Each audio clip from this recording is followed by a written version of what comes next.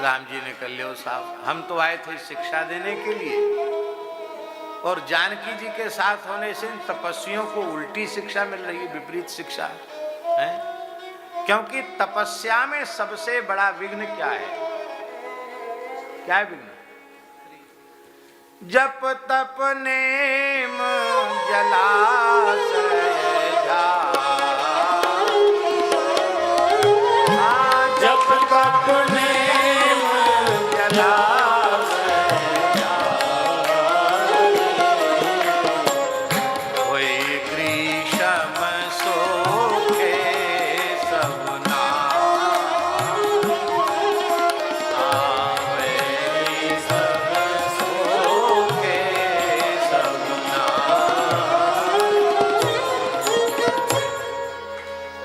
तपस्वियों की तपस्या में सबसे बड़ा विघ्न है स्त्री शरीर।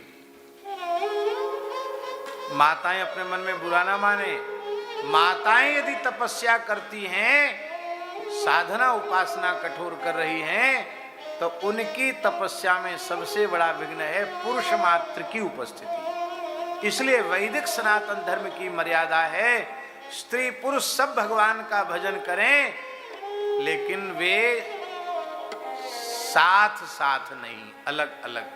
यदि पति पत्नी हो तो साथ साथ भजन कर सकते हैं, अन्यथा कोई भी पुरुष किसी भी स्त्री के साथ रहकर भजन तपस्या की बात करेगा तो निश्चित पतन के गर्त में चला जाएगा।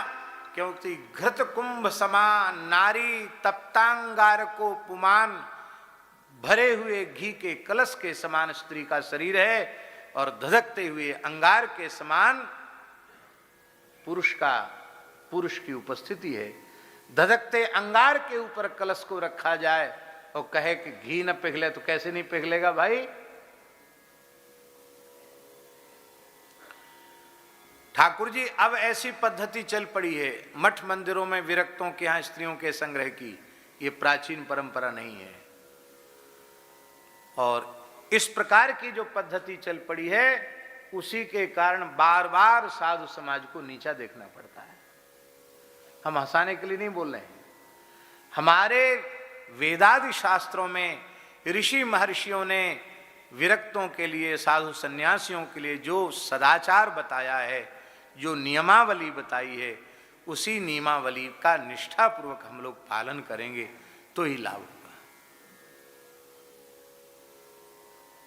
माताओं के मन में यदि भक्ति की भावना है तो सर्वोत्तम है वो अपने पति के साथ रहकर भक्ति करें। मान लो विवाह नहीं किया वैराग्य के आवेश में आकर, तो अपने जीवन को अत्यंत पवित्र बनाकर रखें और अपने माता पिता की सेवा करते हुए भजन करें। अथवा जहां स्त्री साधिकाएं रहती हों वहां रहकर भजन करें। पर पुरुषों के बीच में माताओं का रहकर भजन करना, अब पुरुषों का माताओं के बीच में रहकर भजन करना, ये खतरे से खाली नहीं है।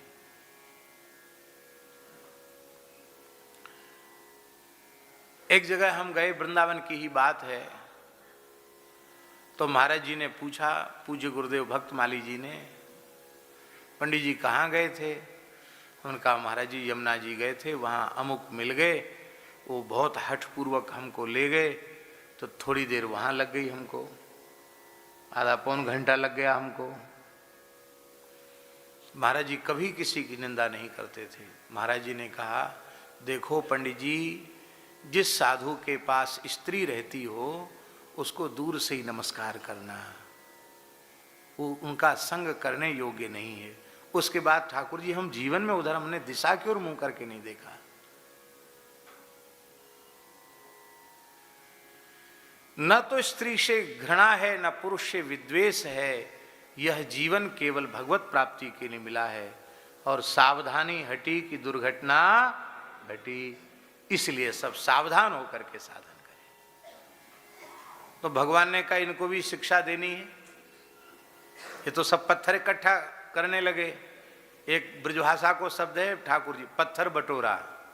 क्या बोले? सब भजन बटोरवे वारे सब पत्थर बटोरा है गए। तो ठाकुर जी ने कब जानकी जी का हरण कराना पड़ेगा, तो तुम पावक महु करो निवासा। और फिर जानकी जी के प्रतिबिंब का हरण कराया।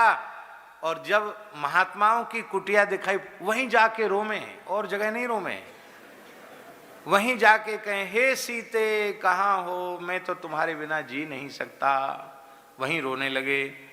तब उनको हुआ कि अरे लो साहब, ये तो धनुष्बाण इनके पास में है, स्वयं भगवान है, परमात्मा है, बड़े शक्तिशाली हैं, तो ये नहीं रक्षा कर पाए और हम स्त्रियां इकट्ठी कर लेंगे तो राक्षसों का रोज उपद्रव यहाँ होने लग जाएगा।